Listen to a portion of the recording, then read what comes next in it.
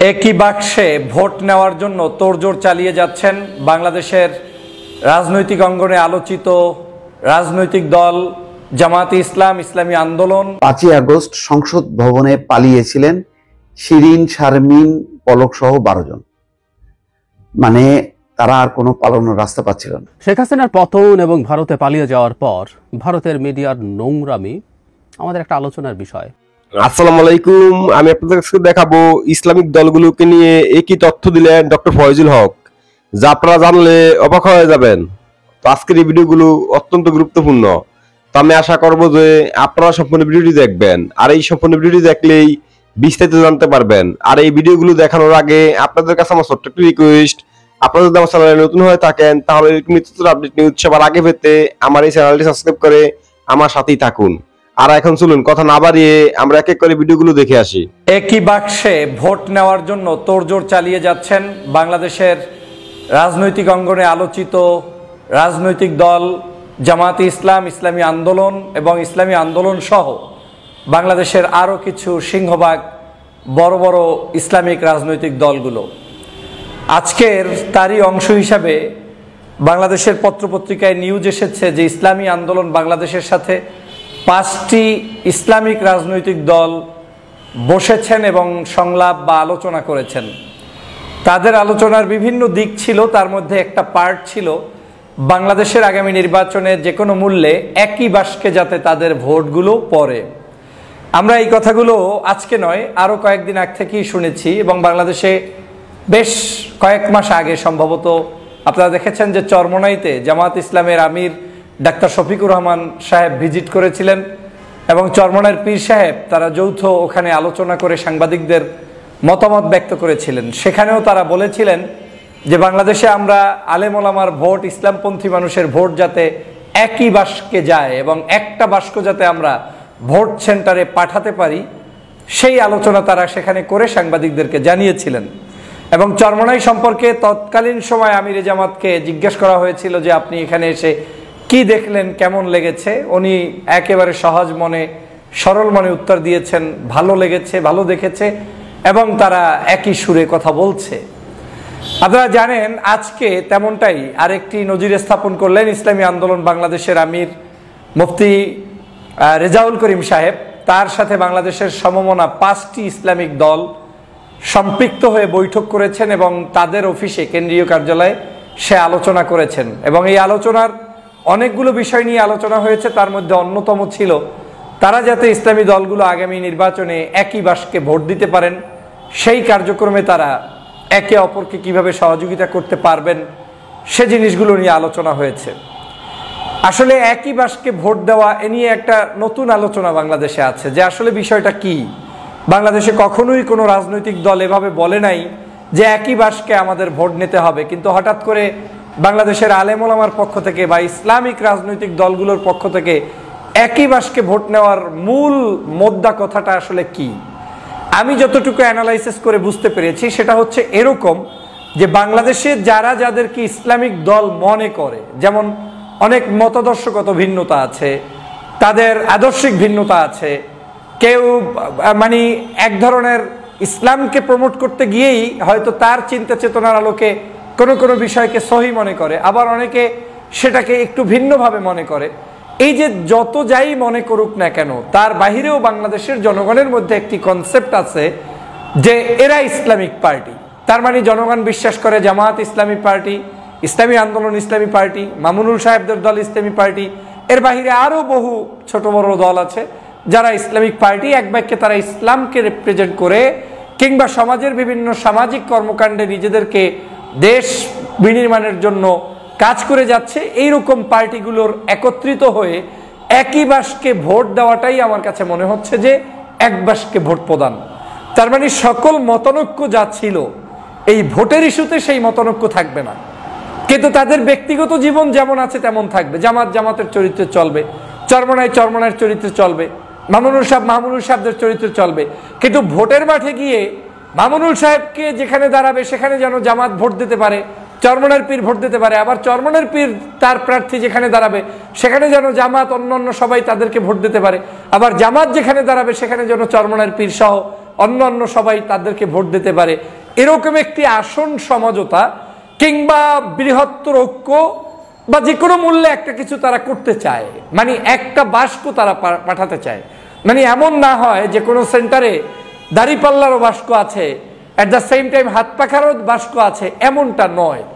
তা আমি যেটা বুঝতে পেরেছি, সেরকম একটি ঐক্যের জন্য অব্যাহতভাবে অনবরতভাবে বিশেষ করে দুটি দলের প্রধানই কাজ করে যাচ্ছেন। একজন ডাক্তার শফিকুর রহমান জামাত ইসলামের আমির, আর একজন হচ্ছে ইসলামী আন্দোলনের আমির মুফতি আপনার রেজাউল করিম সাহেব। আজকে সেই কাজটি আরেকটি কাজ আমার কাছে মনে হয়েছে যে আরেকটু উদ্যোগী হয়ে মনে হয় তারা এগিয়ে গিয়েছেন। তবে সেটা এখনো বলা মুশকিল, কতদিন পরে হয়তো বোঝা যাবে। নির্বাচন যত দ্রুত আসবে তত হয়তো তাদের অ্যাক্টিভিটিস আরো জনগণের সামনে প্রকাশ পাবে এবং জনসম্মুখে এটা আসলে তখন বোঝা যাবে যে আদতেই কি ইসলামী দলগুলো ঐক্যবদ্ধ হতে পারছে, অথবা যে কথা বলছে একই বাস্ক সব জায়গায় পাঠাবে, এটা কি আসলে পারবে কিনা সেটা নির্বাচনের আগে বলে দিবে। তারা বলছেন আজকে ইসলামী আন্দোলন তারা সংস্কার, নির্বাচন ও চলমান পরিস্থিতি নিয়ে আলোচনা অনুষ্ঠান করেছে। 5টি ইসলামিক দল সেখানে অংশগ্রহণ করেছে। এসব দলের নেতারা আগামী জাতীয় নির্বাচনে ঐক্যবদ্ধ ব্যালট বাক্স নির্ধারণের কৌশল নিয়ে আলোচনা করেন এবং আজ বুধবার তারা এই আলোচনা করেন। সংলাপের পর ইসলামী আন্দোলনের আমির সৈয়দ রেজাউল করিম বলেন, আমরা সমমনা 5টি ইসলামিক রাজনৈতিক দল একত্র হয়ে কতগুলো মৌলিক বিষয়ে ঐক্যমতে পৌঁছাতে পেরেছি। সামনে জাতীয় নির্বাচন, আমরা যেন ইসলামী দলগুলো একটি বাক্সে ভোট পাঠাতে পারি, বিষয়টি নিয়ে কাজ অনেক দূর এগিয়েছে, অনেকের আন্তরিকতা প্রকাশ পেয়েছে, আলোচনায় আমরা সন্তুষ্ট। রেজাউল করিম আরো বলেন, প্রয়োজনীয় গুরুত্বপূর্ণ সংস্কারগুলো শেষ হওয়ার পরই যৌক্তিক সময়ের মধ্যে জাতীয় নির্বাচন আয়োজনের বিষয়ে সবাই একমত হয়েছে। বিদেশিরা যাতে বাংলাদেশে নিয়ে তালবাহনা করতে না পারে এর প্রতিবাদ করার বিষয়েও সমমনা রাজনৈতিক দলগুলো একমত হয়েছে। ইসলামী কল্যাণ রাষ্ট্র প্রতিষ্ঠায় আমরা ঐক্যমতে পৌঁছেছি। ইসলামী আন্দোলনের আমির আরো বলেন, রাজনৈতিক দলগুলোর সঙ্গে এটি শেষ সংলাপ নয়, লক্ষ্য পৌঁছানোর জন্য ধারাবাহিকভাবে এই কার্যক্রম সংলাপ চলবে।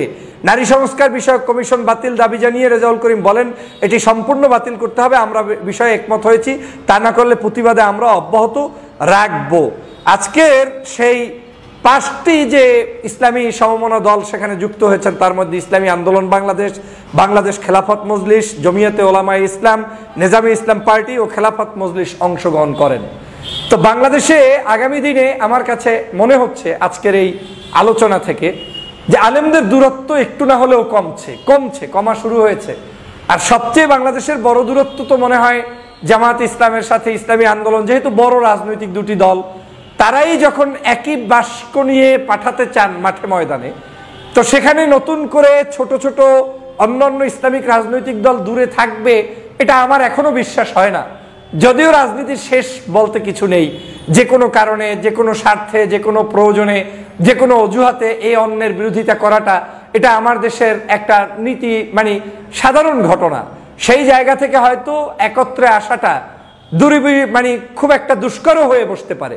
তবে আজকের এই চরমনার পীর সাহেবের সাথে এই 5টি দল যে বসতে পেরেছে এবং তারা যে অন্তত এক বাক্স পাঠানোর ব্যাপারে কিছুটা হলেও পজিটিভ ধারণা পোষণ করেছে, আমি এটাকে কোনোভাবেই ফেলে দিতে চাই না বা বলতে চাই না। একজন রাজনৈতিক কর্মী হিসাবে, বিশ্লেষক হিসাবে আমি মনে করি এটা অত্যন্ত গুরুত্ব বহন করে। এখন যদি একে অপরকে ছাড় দেওয়ার মানসিকতা থাকে, ভালো মানসিকতা থাকে, ঐক্য করতে হলে ঐক্যের কিছু থিম লাগে। যেমন আমার ভিতরে লুকিয়ে থাকা অনেক কিছু ছেড়ে দিতে হবে, ঝেড়ে ফেলতে হবে। আমার ভিতরে এই আকিদা, অমুকের এই আকিদা, অমুকের এই আলোচনা, অমুকের পাঞ্জাবি কানাফারা, অমুকের গোল কল্লি, অমুকের পাঁচকল্লি, অমুকের লম্বা টুপি, অমুকের খাটো টুপি, অমুকের টুপি নাই, বিভিন্ন মতাদর্শগত ফেরকাই আমাদের কার্যক্রম বাংলাদেশে চলমান আছে। এগুলোকে ছাড় না দিলে আপনি কখনোই এক প্ল্যাটফর্মে বসতে পারবেন না। ভালোর দিক হচ্ছে যে বাংলাদেশের আলেমরা কিন্তু এখন বসছে। এখন এই জোট হলেই যে তারা ক্ষমতায় যাবে এমনটা না। আমি বলছি যে একটা জোট হলে একজন আলেম যে বসছেন, একত্রে চলছেন, তার কিন্তু সম্মানটা জাতির কাছে তাজ, মানে কি বলে, মাথার তাজ হিসেবে থাকবে, যে তিনি কারো কাছে কোনো ধরনের কি বলে মুসলেকা দিয়ে কিংবা কারো কাছে হাত পেতে ক্ষমতায় যাওয়ার স্বাদ নেয়নি, বরং তারা ঐক্যমতে পৌঁছেছে। এই ঐক্যমতের পরেও কিন্তু নির্বাচনের আগে বহু রাজনৈতিক সমীকরণ হতে পারে, সবাই মিলে আবার নতুন আরো বিগ প্ল্যাটফর্ম হতে পারে, আবার দুটো মহাজোট হতে পারে। একটি হতে পারে ইসলামিক জোট, যাদের সাথে আরো ছোট ইসলাম ছাড়াও ভিন্ন দলের লোকেরা প্রার্থী হতে পারে, আবার আরেকটি হতে পারে বিএনপির জোট কিংবা একক প্রার্থী। তো নির্বাচন তো আমাদেরই, বাংলাদেশেরই, এখানে ভয়ের কিছু নেই। এই যারাই নির্বাচন করবে তারা প্রত্যেকেই এখন কিন্তু দেশপ্রেমিক, আর দেশপ্রেমিক যারা না তারা কিন্তু পালিয়ে গিয়েছে। অতএব আমাদের এই পজিটিভ জায়গাগুলোতে অ্যাপ্রিসিয়েট করা উচিত। ধরেন ঐক্য হচ্ছে, তাতে আপনি কি অসন্তুষ্ট? একজন আলেম বসছে, তাতে কি আপনি অসন্তুষ্ট? আলেম বসছে, কথা বলছে, গল্প করছে, এ তো আরো আমাদের জন্য লক্ষণ ভালো যে ঐক্য হচ্ছে বাংলাদেশ। আর যদি আমরা নিজেদের স্বার্থ চিন্তা করি, তাহলে এই মানুষগুলো ঐক্যবদ্ধ হতে না পারে, সেই মানুষগুলো যাতে ঐক্য হলে ক্ষতি হবে, তার মানে তাদেরকে অনৈক্য করে আমরা আজীবন আমাদের স্বার্থ লুটে নিতে চাই, যেটা আমি ব্যক্তিগতভাবে কোনোদিন সমর্থন করি না। যদি এই সমগ্র আলেম ওলামা ব্যক্তি আমার বিরোধিতাও করে, তারপরেও আমি তাদের ঐক্য চাই। আমি আলেমদেরকে মাথার তাজ হিসেবেই দেখতে চাই, কিন্তু আলেমদের এই ঐক্য ধরে রাখাটা আলেমদের দায়িত্ব। জেনারেল মানুষরা কিন্তু সবসময় বলার চেষ্টা করে যে আপনারা আলেমরা এক হন না কেন, আপনারা হলে তো আমরা আপনাদেরকে পছন্দ করতে পারি, কিন্তু আপনারা তো একে অপরের পিছনে থাকেন। এই যে একটি কনসেপ্ট জাতির কাছে ঘুরে ফিরে আলোচনায় আসছে, এটা আমাদের ভাঙতে হবে বা এই আলেমরা ভাঙবে। আমার মনে হচ্ছে এই বিশ্বায়নের যুগে, এই বর্তমান সময়ের চাহিদার আলোকে রাজনৈতিক শিষ্টাচারের মধ্যে আলেমরা এইবার ঐক্যবদ্ধ হওয়ার একটা পসিবিলিটি আছে। তবে এটাও সত্য, যদি এইবার আলেমরা ঐক্যবদ্ধ না হয়, কিছু কিছু আলেম যদি ঐক্যবদ্ধ না হয়ে ভিন্ন চিন্তা করে, তাহলে দেখবেন জনগণের কাছে তাদেরকে প্রশ্নবিদ্ধ হতে হবে। এখন ভিন্ন চিন্তা করা কিন্তু তার গণতান্ত্রিক রাইট, কিন্তু সিজন আছে। কিছু কিছু সিজনে আপনি ঐক্যবদ্ধ না হইলেও আপনার কোনো দোষ নাই। কিছু কিছু সিজনে আপনি ঐক্যবদ্ধ না হওয়াটাই মহাপাপ। কিছু কিছু সিজনে আপনি কৌশল অবলম্বন করা আপনার জন্য কল্যাণ। আর কিছু কিছু সিজন আছে যে সময় আপনি কৌশল বেশি করতে গিয়ে হেকমতের রথ চালাই গেলে চলবে না। বাংলাদেশে যেহেতু আওয়ামী লীগ পালায়ন করেছে, এই আওয়ামী লীগ পালায়নের পরে জনগণের এক্সপেকটেশন হচ্ছে আপনারা এক থাকেন। আর যদি সবাই মিলেও এক থাকেন, যেটা আমি সবসময় বলি, এই দেশের বিএনপি, জামাত, হেফাজত, চরমনাই সবাইকে শেখ হাসিনা ইস্যুতে এক থাকতে হবে।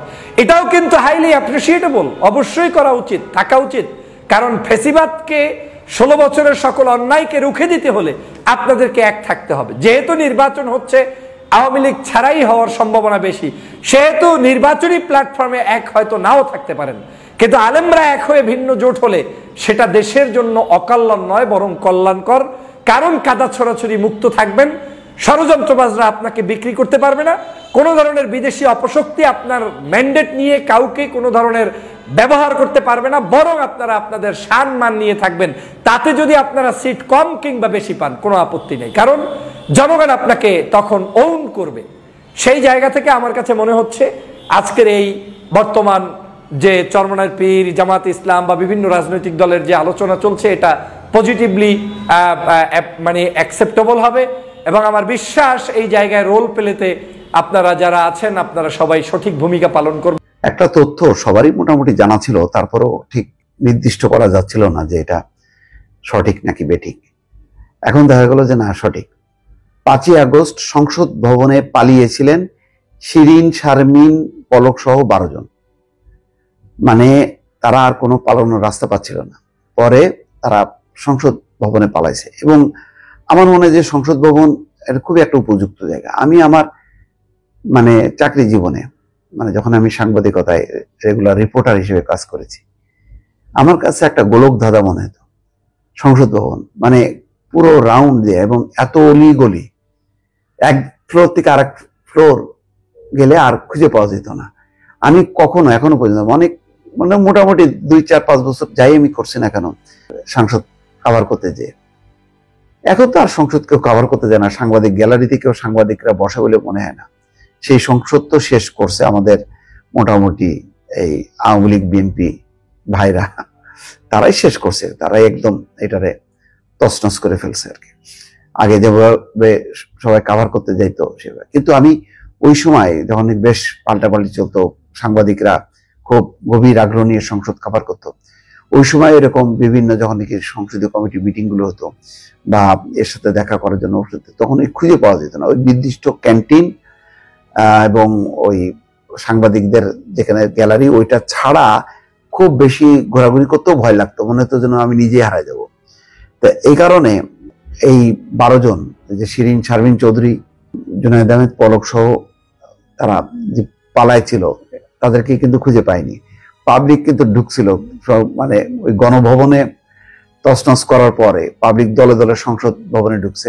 সংসদ ভবনে ঢুকে বিভিন্ন টাকা পয়সা বা কিছু আর্মস টার্মস পাইছে এই ডলার। কিন্তু ওই সংসদ ভবনে কিছু শেখ হাসিনার নিরাপত্তা বাহিনীর কিছু সদস্য এরা এমন সব জায়গায় যে লুকাইছিল যে তাদেরকে আর খুঁজে পায়নি বা বের করতে পারেনি। তা আজকে সেটাই জুনায়েদ আহমেদ পলক নিজে আজকে সেই বলছে যে আওয়ামী লীগ সরকার পতনের 5ই আগস্ট সকাল থেকে রাত 2:30টা পর্যন্ত সাবেক স্পিকার শিরিন শারমিন চৌধুরী, সাবেক আইসিটি প্রতিমন্ত্রী জুনায়েদ আহমেদ পলক সহ 12 জন জাতীয় সংসদ ভবনের একটা কক্ষে পালিয়েছিলেন। পরে সেনাবাহিনী তাদের উদ্ধার করে নিয়ে যান। সেনাবাহিনী দেখেন ওই সময় মারাত্মক ভূমিকা পালন করছে। ওই সময় সেনাবাহিনী এবং তারা এমনভাবে করছে যে জনগণকে প্রতিরোধও করেনি, আবার জনগণ একটা সর্বগ্রাসী একটা পরিস্থিতি তৈরি করুক সেটাও তারা করতে দেয়নি। মানে চেক অ্যান্ড ব্যালেন্স করে চমৎকার ভাবে তারা ম্যানেজ করেছে এবং এটা সম্ভব হয়েছে সেনাবাহিনীর প্রতি তাদের আস্থা ছিল সেই কারণে অনেকের জান রক্ষা পাইছে। ওই যে ওবায়দুল কাদের বলতো না যে আওয়ামী লীগে যদি পতন হয় তাহলে 2 লাখ আওয়ামী লীগের লোক প্রথম এক রাতে শেষ হয়ে যাবে। হয়তো তাই ডক্টর মোহাম্মদ ইউনূস মানে ক্ষমতায় আসবে এই ঘোষণা দেয়া এবং সেনাবাহিনীর দায়িত্ব নেওয়ার ফলে এটা নিয়ন্ত্রণ হয়েছে। এই পট পরিবর্তনের ফলে কিছু মানে ঘটনা ঘটছে। এইটা এত বড় একটা ঘটনা, এত ভয়ঙ্কর পরিস্থিতি হইতে পারত, সে তুলনায় কিছুই না। সেটা নিয়েও ইন্ডিয়া দেখেন লাফালাফি করে। যাই হোক, তারা ওই এমন সব জায়গায় লুকাইছিল যে সেখানে আর পাবলিক, আমি নিজেই সংসদ ভবনে এত বছর গেছি তাই চিনি না সাধারণ পাবলিক কিভাবে বুঝে। ওরাও তো মনে হয় ভয় পাইছে, ঢুকার পরে যখন অলি গলি দেখছে তখন মনে হয় ওরা বলছে বাবা দরকার নেই আমরা বেড়ে চলে যাই, যে আমরা যদি আটকা পড়ি। যাক, বুধবার ঢাকার মেট্রোপলিটন ম্যাজিস্ট্রেট আদালতের শুনানি চলাকালে পলক এই তথ্য জানান। দেখ, তিনি অন্য একটা মামলার হাজিরা দিতে যেটা বলছে, তবে একটা ওই মানে কাহিনী যেটা মানে অজানা কাহিনী, এরকম অনেক কাহিনী আস্তে আস্তে বেরোবে। এটা মানুষ খুব আগ্রহ সহকারে এটা জানবে কি ঘটেছিল, কার কি অবস্থায় ছিল শেখ হাসিনার পালানোর এখন পুরো রহস্যটাও, এবং প্রতি সেকেন্ডে কি ঘটছিল সেগুলো জানার জন্য মানুষ অনেক আগ্রহী। দর্শক, আসসালামু আলাইকুম। দর্শক, দুবাইয়ে অর্থ পাচারকারী 70 ভিআইপি শনাক্ত, কর নথি তলব। দুবাই যে কত টাকা পয়সা পাচার হয়েছে আমরা জানি মুখে মুখে, কিন্তু জানি না যে আসলে কারা কারা করছে। সেখানে শ্রমিক আছে, বাংলাদেশের টাকা পাচারকারীও আছে। কে শ্রমিক আর কে টাকা পাচারকারী এটা আলাদা করা যায়নি। এর আগে আমরা খবর পেয়েছিলাম প্রায় 500, আসলে তার সংখ্যা 459 জন। সেই 59 জন কি সবাই টাকা পাচারকারী? হয়তো তার সংখ্যা আরো বাড়তে পারে। এবং তারা গোল্ডেন ভিসায় সেখানে গেছে। গোল্ডেন ভিসা আপনি জানেন যে খুবই দামি একটা ভিসা। সেই ভিসায় গেলে আপনি ব্যাংক অ্যাকাউন্ট অনেক কিছু খুলতে পারবেন। এখন দেখা যাচ্ছে যে তাদের নামে 972টি প্রপার্টি কেনার তথ্য রয়েছে। খেয়াল করেন, দুবাই বা সংযুক্ত আরব আমিরাতে প্রায় 1000টা প্রপার্টি কেনার তথ্য আছে। বাংলাদেশ থেকে প্রায় প্রতি বছর বলা হয় 1 লাখ বা 2 লাখ কোটি টাকা পাচার হয়। বুঝতেই পারছেন যে শেখ হাসিনার সময় কি পরিমাণ প্রজেক্ট হয়েছে এবং প্রজেক্টের নামে কি পরিমাণ লুটপাট হয়েছে। সেই টাকা পয়সা কারা করছে? শুধু কি রাজনীতিক না, রাজনীতিকরা, বরং রাজনীতিকদের থেকেও প্রশাসনে যারা আছে, যে সমস্ত সচিব টচিব যে সমস্ত ছিল যারা, সবারই আছে। এবং সবাই মানে তাদের একটা বিরাট একটা অংশ দুবাই বিভিন্ন জায়গায় জায়গায় করছে। এখন দুবাইয়ে খবর আছে দুবাই গভর্নমেন্ট এইগুলো এখন ধরে কিছু বাতিল করবে, কিছু বাংলাদেশে ফেরত পাঠাবে। দুর্নীতি দমন কমিশন 70 জনকে চিহ্নিত করছে। এই 70 জনের কর শনাক্তকরণ নম্বর সহ সংশ্লিষ্ট নথিপত্র বিস্তারিত চাওয়া হয়েছে। তাদের মধ্যে আওয়ামী লীগের দোসর ব্যবসায়ী এবং রাজনৈতিক ব্যক্তিদের আছে। তবে চিঠিতে তাদের পদ এবং বিস্তারিত উল্লেখ করা হয়নি। দুদকের উপপরিচালক এবং অনুসন্ধান টিমের লিডার রামপ্রসাদ মণ্ডলের সই করা চিঠি সূত্রে এসব তথ্য জানা গেছে। চিঠিতে এনবিআর চেয়ারম্যানকে তালিকাভুক্ত ব্যক্তিদের টিআইএন, আয়কর রিটার্ন সহ সব প্রাসঙ্গিক তথ্য সরবরাহ করা হয়েছে।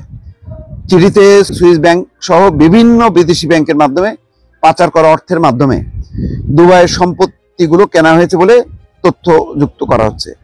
আচ্ছা, কিছু নাম আসছে, যেমন আহসানুল করিম, আঞ্জুমানারা শহীদ, মানে এরা হলো বিভিন্ন রাঘব বলদরাইতে স্ত্রী, হেফজুল বারি মোহাম্মদ ইকবাল, হুমায়রা সেলিম, জুরান চন্দ্র ভৌমিক, মোহাম্মদ রাব্বি খান, মোহাম্মদ গোলাম মোস্তফা, মোহাম্মদ অলিউর রহমান, এস এম ইফতেখারুজ্জামান, সাইফুজ্জামান চৌধুরী, তারপরে আছে সৈয়দ ফাহিম আহমেদ, সৈয়দ হাসনাইন, সৈয়দ মাহমুদুল হক, সৈয়দ রুহুল হক, তারপরে গোলাম মোহাম্মদ ভুইয়া, হাজি মোস্তফা ভুইয়া, মনোজ কান্তি পাল, মোহাম্মদ ইফতেখার উদ্দিন। এইভাবে নামগুলি আছে। দর্শক, যে নামগুলি বললাম আপনাদের নিশ্চয়ই বুঝতে পারছেন, সেগুলি কিন্তু পরিচিত নাম না।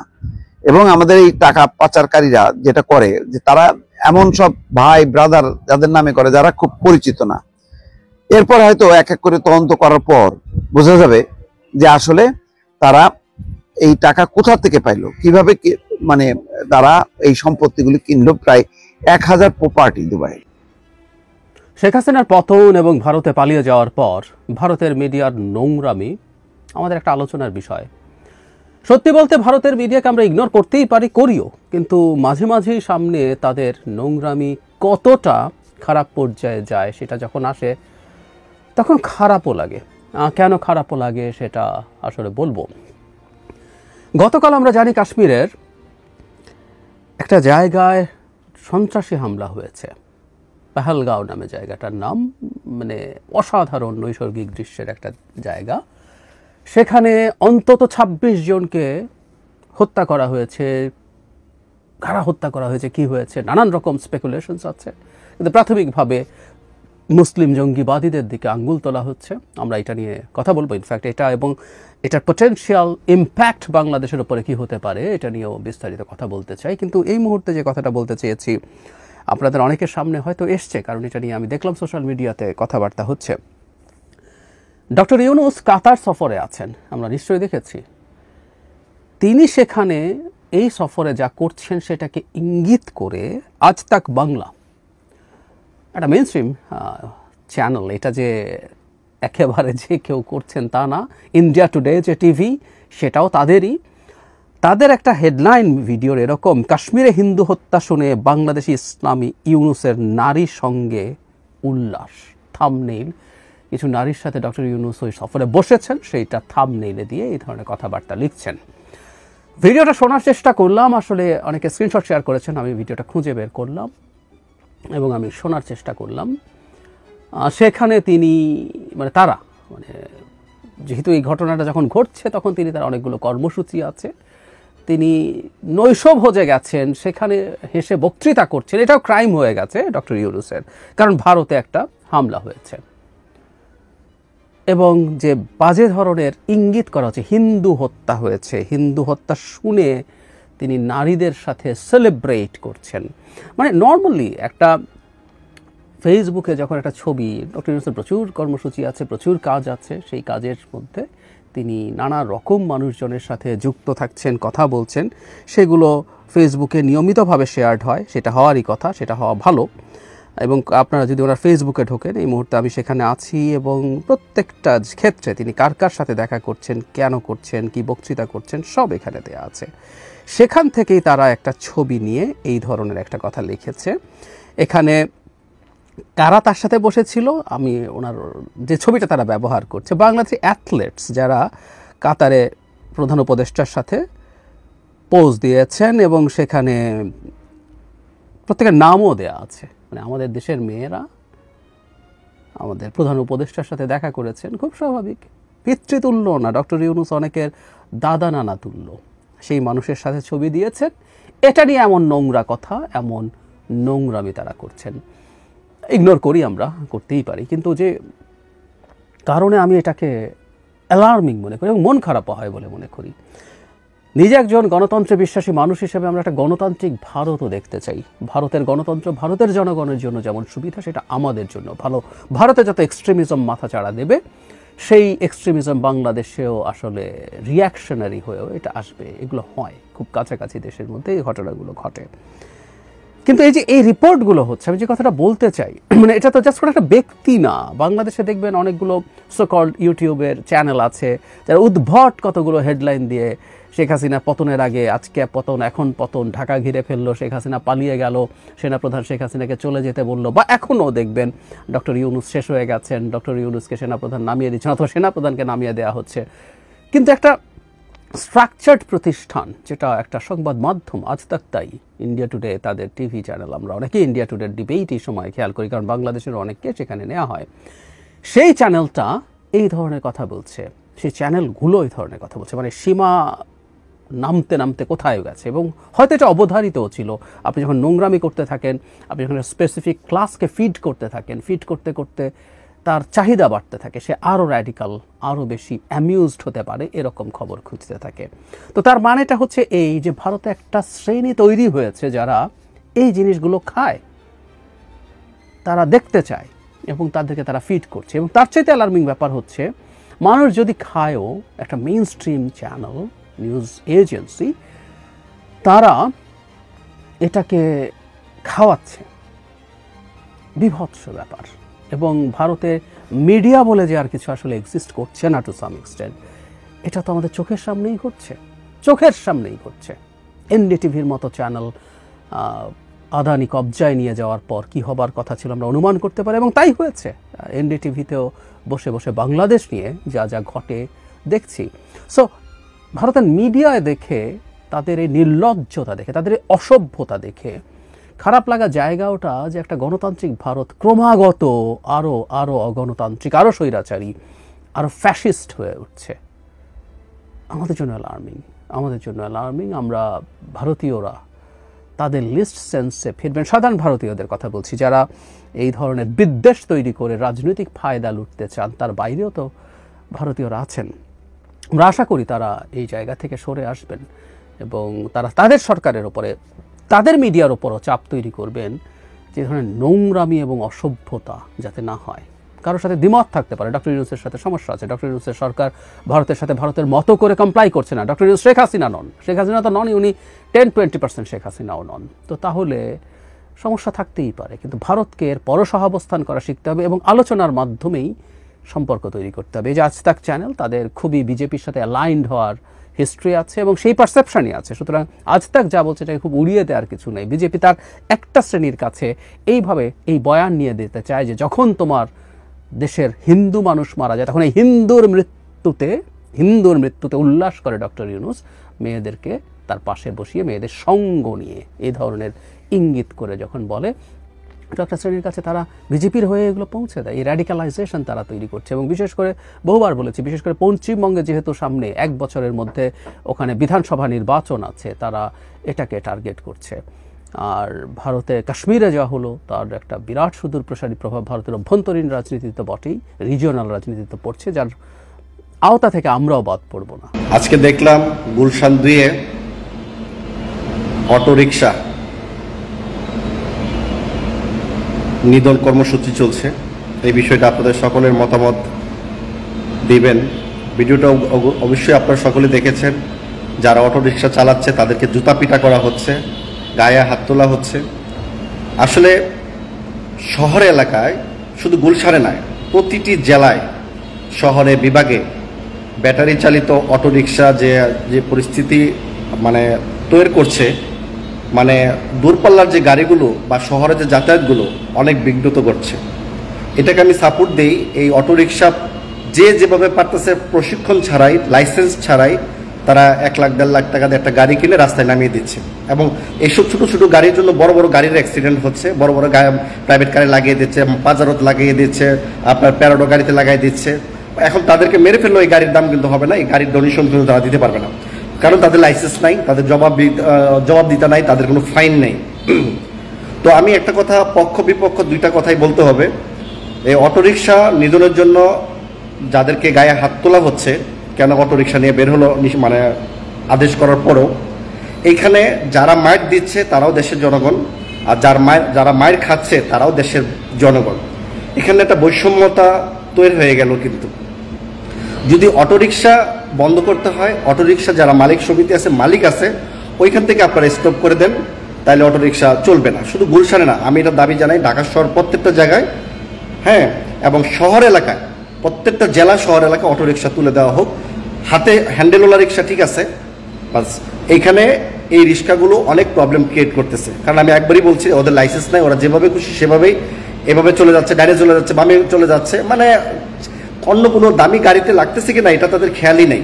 অ্যাক্সিডেন্ট করার পর দামি গাড়িতে ঘষা দেওয়ার পর ওই গাড়িটার কিন্তু 50,000 1 লাখ টাকা ঠিক করতে লাগবে, কিন্তু ওই অটোগুলো বিক্রি করে এরকম সে করতে পারবে না।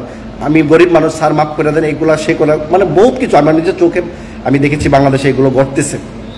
তো যারা, আমি মনে করি যাদেরকে মাইর দেওয়া হচ্ছে, যারা মারছে, দুজনই দেশের জনগণ। এইসব বৈষম্য তৈরি না করে মালিক সমিতি এগুলো বন্ধ করা হোক, তাহলে হয়তো দেশের যানজট মুক্ত হবে। মানে প্রত্যেকটা মানুষ যখন জেলাতে আসে, গ্রাম থেকে আসে, থানা থেকে আসে, প্রত্যেকটা মানুষ ব্যক্তিগত খুব গুরুত্বপূর্ণ কাজ নিয়ে কিন্তু জেলাতে আসে, শহরে আসে, ঢাকাতে আসে, বিভাগীয় পর্যায়ে যায়। যখন কিন্তু আপনার এই যে জ্যামের কারণে, এই জ্যামের কারণে, এই অটোরিকশার কারণে কিন্তু রাস্তাঘাট অনেক জ্যাম হয়ে যায়। তো অতএব এটা নিধন করা শুধু গুলশানে নয়, সারা বাংলাদেশে এই পদক্ষেপ নেওয়া উচিত এবং এই গাড়িগুলো গ্রামে, ইউনিয়নে এবং থানা লেভেলে পাঠিয়ে দিই, কোনো সমস্যা নেই। ওইখানে কোনো এত ইম্পর্টেন্ট না, ওই এলাকার ভিতরেই থাকে, কিন্তু বিভাগীয় পর্যায়ে এই বিষয়গুলো উড্রোল করা খুবই গুরুত্বপূর্ণ আমি মনে করি। তো আমি মনে করি সাধারণ জনগণের উপরে গায়ে হাত তোলা এটা বেআইনি, তাদের গায়ে হাত তোলা যাবে না বা তার করা উচিত না, তারাও আমাদের দেশের নাগরিক। যারা এই বিষয় নিয়ে, আমি 2016-17 সালে আমি আওয়ামী লীগ সরকারের বিষয় নিয়ে আমি খুব কঠিনভাবে আমি প্রতিবাদ করেছিলাম যে অটোরিকশা যারা নিয়ে আসে, আমাদের বাংলাদেশে বিদ্যুৎ কিন্তু এমনি সংকট, মানুষের সুবিধার স্বার্থে কিন্তু এগুলো মানুষ নিয়ে আসে, কম টাকার মধ্যে পায়, এই জন্য তারা যেভাবে পারতেছে কিনতেছে। তো এই অটোরিকশা বন্ধ করে দেওয়াটা ঠিক হবে না, কারণ যারা এই মালগুলো বিদেশ থেকে ইম্পোর্ট করতেছে তাদেরকে ধরা উচিত। যারা ইম্পোর্ট করে তারা কারা ছিল? তারা সব আওয়ামী লীগের নেতাকর্মী, এমপি, মন্ত্রীর ছত্রছায়ায় কিন্তু এখানে বাংলাদেশে এগুলো আমদানি করা হয়েছিল। তো ওইগুলো তখন যদি তারা বন্ধ না করে, বন্ধ না করে মানে রিক্সাওয়ালাদের উপর অত্যাচার নিপীড়ন করলে তো কোনো লাভ হবে না। তখনও কিন্তু প্রতিবাদ করেছে, আরও 7-8 বছর আগে, 8-9 বছর আগের থেকে আমি প্রতিবাদ করছি। তো আবার চুরি কর, গৃহস্থের কর সজাগ টাকা। আওয়ামী লীগ সরকার নেতাকর্মী দিয়ে বিদেশ থেকে কিনে হাজার হাজার কোটি টাকা মুনাফা করেছে, আবার এদিক দিয়ে বাংলাদেশে এগুলো আনার পরে যখন গরিব দুঃখী অসহায় মানুষগুলো কিনছে তখন এগুলা বন্ধ করে দেওয়া হোক, টায়ার পালচার করে দেয়, সেগুলা করে, ব্যাটারি নিয়ে যায়। এগুলা পুলিশও করছে, বাংলাদেশের পুলিশ বাহিনী অনেক কিছু করছে, রিক্সা পাঞ্চার করে দিছে, ভেঙে দিছে, এগুলো কিন্তু আমরা দেখছি। তো আমার কথা, গরিবের উপরে এত নিধন কেন? যদি করতে হয়, যারা মালিক সমিতি আছে তাদের সাথে বসে এই ব্যাটারিগুলো শহর থেকে রিমুভ করে গ্রাম অঞ্চলে, ইউনিয়ন পর্যায়ে, থানা কমিটিতে পাঠিয়ে দাও। এই বিষয়ে আপনারা কি মানে ঐক্যমত কিনা? আমি যে কথাটা বললাম, কারণ কাউকে মারা যাবে না, জনগণকেও মারা যাবে না, জনগণ দেশের সবাই, যারা গাড়িটা কিনছে তাদেরকেও মারা যাবে না, যারা শহরের নিরাপত্তা চাচ্ছে তাদেরও হস্তক্ষেপ ওদের উপর করা ঠিক হবে না। কারণ আইন সকলের জন্য সমান, এই দেশ সকলে, সবাই চায় 2 টাকা রুজি করে ডাইল ভাত খাওয়ার জন্য সকলে চায়। এই যে রিক্সাওয়ালা, এরা কিন্তু দুর্নীতিবাজ না, এরা কিন্তু চোর না, এরা খেটে খাওয়া মানুষ। এরা কিন্তু অনেক লোক আছে উচ্চ শিক্ষিত, আপনারা সবাই দেখেছেন, বিভিন্ন ইন্টারভিউর মাধ্যমে দেখেছেন যে তারা কত কষ্ট করে মানে এক এক জেলার থেকে ঢাকা শহরে এসে কাজ করে। তো আমি মনে করি তা এই পরিবেশ মুক্ত এবং আপনার যানজট মুক্ত করতে গেলে এই ব্যাটারি চালিত রিক্সা নিধন করা বা রিমুভ করা, সরানো উচিত। এগুলোর গ্রাম অঞ্চলে, ইউনিয়ন পর্যায়ে, থানা কমিটিতে পাঠিয়ে দেয়, কিন্তু তাদের যেন কোনো ক্ষতি না করা হয় এই বিষয়ে যেন সরকার পদক্ষেপ নেয়, প্রশাসন যেন তাদের উপর মানবিক হয়। এবং যারা আজকের এই ভিডিওতে দেখলাম যে গুলশানে অনেকে জুতাপিটা করা হচ্ছে, গায়ে হাত তোলা হচ্ছে, অটো ড্রাইভার যারা আছে তাদেরকে যেন এইভাবে অপমান লাঞ্ছনা না করা হয়। তাদেরকে বুঝিয়ে, কারণ একটা জিনিস অভ্যাসে পরিণত হয়ে গেলে সেটা বাদ দিতে গেলে একটু সময় লাগে। তো আমি চাইবো তাদেরকে অপমান নয়, তাদেরকে বুঝিয়ে সবাই ঐক্যবদ্ধভাবে ওই এলাকা থেকে এগুলো নিধন করা হোক। শুধু গুলশান নয়, সব ঢাকার সিটি কর্পোরেশন সমস্ত জায়গাতে এগুলো করা উচিত আমি মনে করি, কিন্তু কাউকে কষ্ট দিয়ে না। এই বিষয়ে সরকার সুন্দরভাবে, প্রশাসন সুন্দরভাবে পদক্ষেপ নেওয়া উচিত। ঠিক আছে, ভালো থাকবেন সবাই, ধন্যবাদ সবাইকে, আসসালাম। তো আমি আশা করছি যে আপনারা সম্পূর্ণ ভিডিওটি দেখেছেন। তো আপনার যদি এই বিষয়টি নিয়ে কোনো মতামত থাকে আমাকে অবশ্যই কমেন্টে জানাবেন। আর আপনারা যদি আমার চ্যানেলে নতুন হয়ে থাকেন তাহলে আমার এই চ্যানেলটি সাবস্ক্রাইব করে আমার সাথেই থাকুন। তো দেখা হচ্ছে পরবর্তী ভিডিওতে। সে পর্যন্ত সবাই ভালো থাকবেন, সুস্থ থাকবেন। আল্লাহ হাফেজ।